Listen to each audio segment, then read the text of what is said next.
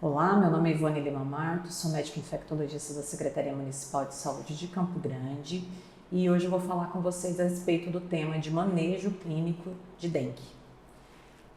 Porque qual a importância disso, né? Para poder orientar um melhor manejo clínico e com isso a redução de gravidade de quadros, da gravidade da doença em si. E como a gente já tem um aumento importante do número de casos dessa arbovirose, é importante que a gente fique atento, em especial os profissionais de saúde, para que possam prestar uma melhor assistência, a melhor assistência possível a esses pacientes, evitando assim agravos e, consequentemente, óbitos. Vamos lá, gente.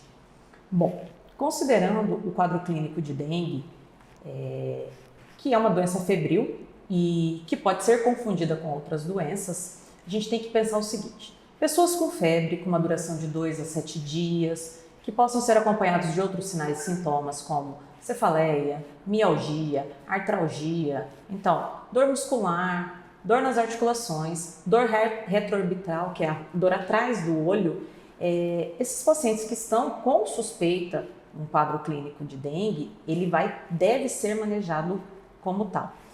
Então, o que é esperado, o porquê disso? Bom, a Organização Mundial da Saúde e a Organização Pan-Americana, eles já colocam a importância desse manejo adequado. Por quê? Porque não existe um tratamento específico para dengue e nem para dengue grave. Então, o que é o mais importante? A detecção precoce e a progressão da doença. Para quê? Para que, se o paciente ele tem acesso aos cuidados médicos adequados, o que eu ganho com isso? Eu tenho uma redução na taxa de mortalidade da dengue grave, constatadamente para menos de 1%. Então, a partir do Ministério da Saúde, tem uma investigação relacionada aos óbitos que estavam de pacientes que foram acompanhados, em pacientes que tiveram dengue. O que houve nesse estudo? Em parceria com as secretarias estaduais e municipais, o que se pôde evidenciar? Que a ocorrência desses óbitos ela estava relacionada aqui ao não reconhecimento ou então a não valorização de sinais de alarme, e esses pacientes que vieram a óbito foram pacientes que procuraram mais de um serviço de saúde sem que obtivessem a conduta adequada. Então o objetivo principal dessa aula hoje é sim orientar a conduta adequada frente a um caso suspeito de dengue, certo? Então vamos lá. O que é um caso suspeito de dengue? Pessoa com febre de 2 a 7 dias, que venha com 2 ou mais sintomas. Como eu já disse anteriormente, cefaleia, mialgia, artralgia, náusea ou vômito, pode ter exantema, que são aquelas pintinhas na pele, pode ter também algum outro tipo de sangramento, fraqueza, cansaço. Então, paciente que tenha uma suspeita de dengue, ele deve ser manejado como tal. Então, vamos lá. O Ministério da Saúde, ele lançou nesse mês de fevereiro, ele lançou o Manual de Diagnóstico e Manejo Clínico de Dengue atualizado. E nesse manual, nós já temos algumas atualizações importantes. E o que ele enfatiza? Enfatiza a importância dos grupos de risco, que os idosos, assim como os extremos de idade, como as crianças menores, são grupos que têm maior vulnerabilidade para desfechos fatais.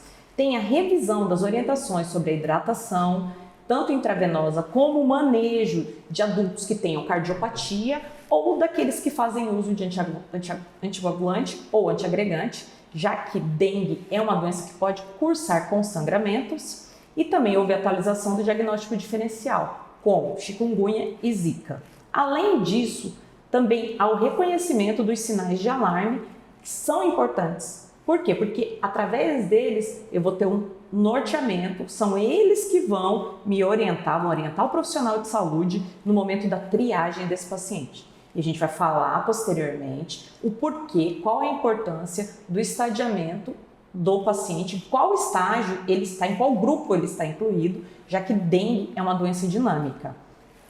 E o que isso vai ajudar? Vai ajudar no monitoramento desses pacientes. Para quê? Avaliando a evolução clínica para poder definir se vai ser necessário acompanhamento ambulatorial ou se o paciente vai precisar de observação, ainda mais se vai precisar de internação hospitalar.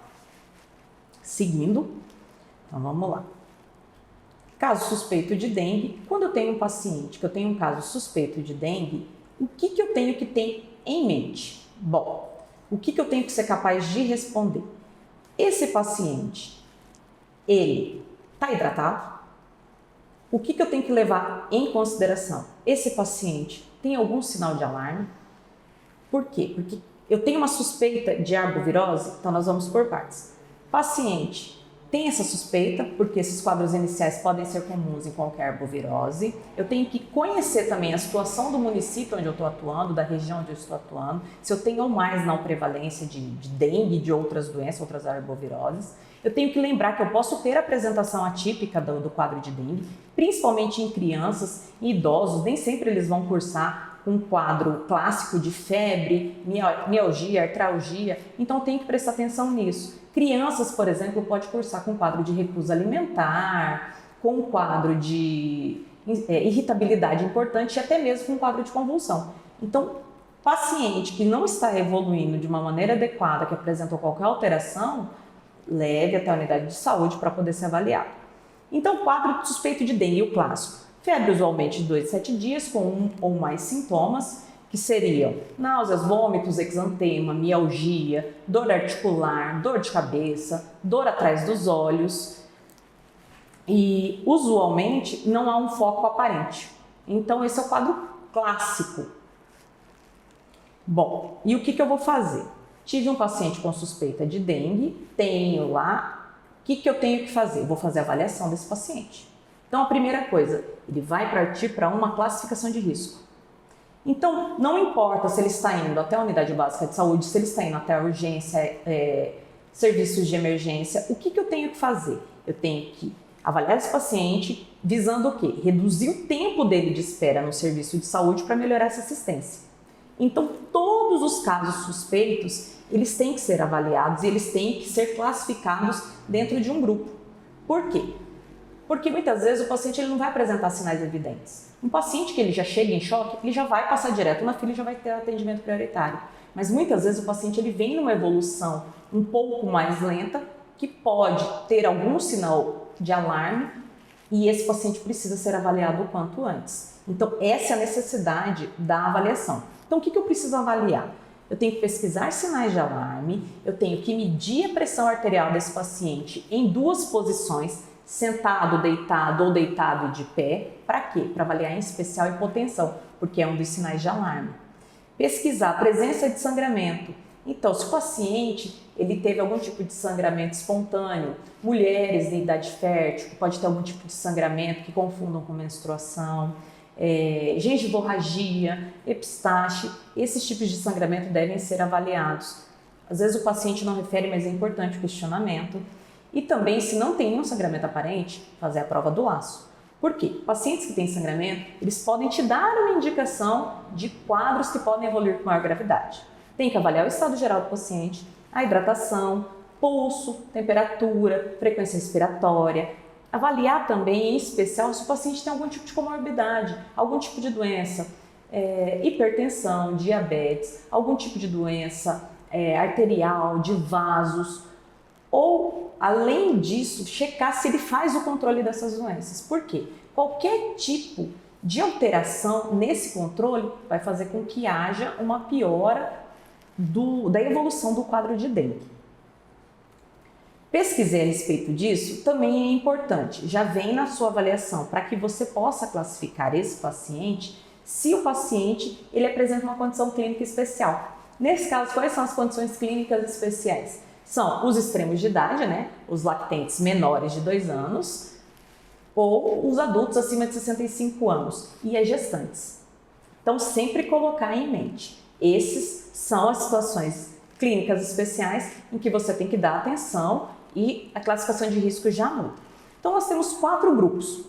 Então, quais são esses grupos? Grupo A, Grupo B, Grupo C e Grupo D. Por que é importante classificar? Para que eu possa prestar atenção na evolução e para que eu ofereça um manejo clínico adequado.